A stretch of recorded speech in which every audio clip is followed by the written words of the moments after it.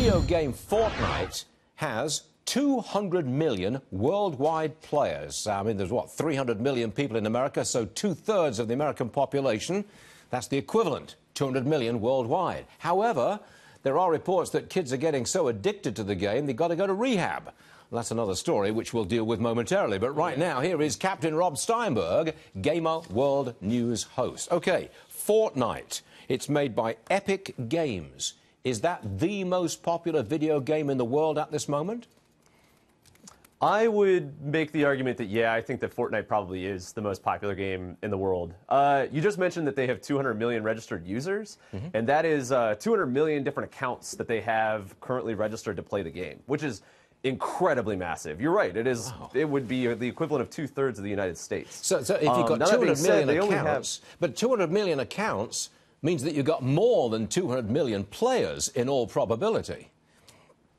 It's actually the opposite. So they have roughly 80 million players that are playing on a monthly basis. This is 200 million accounts on the game as a whole. Now you have to remember that Fortnite is a game that can be played on multiple different platforms and even on your phone. So there's a lot of situations where somebody might have multiple accounts and have, so that 200 million is made up of roughly 80 million players that have over 200 million accounts. So it's made by Epic Games, probably the most popular game in the world at the moment. As you look across the spectrum of these video games, are most of them created by Americans? I would say that it's sort of a toss-up. I think that there's a lot of really great companies outside of America that are making a ton of really great games. There are also companies here in America that are making a bunch of really great games.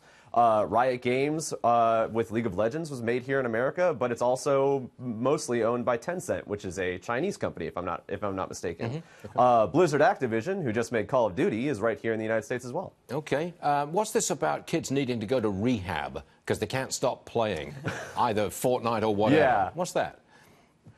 That is probably a discussion, Stuart, that we have roughly every 5 years. Every time a major game comes around, we talk about gaming addiction.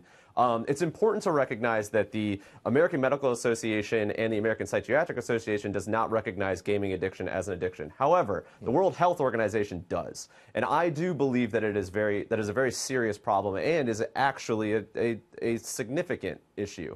But it's important to understand that just because your kid plays a ton of Fortnite doesn't mean that that kid is addicted. You have to see the symptoms of addiction and understand what it is that causes somebody to have that sort of addiction. Are they canceling plans so that way they can play this game more?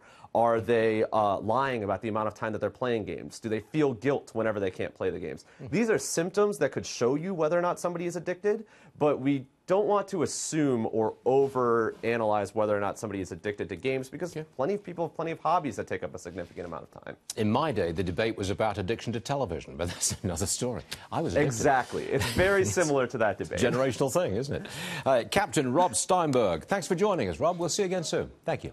Okay. Thank you very much. Have a great day.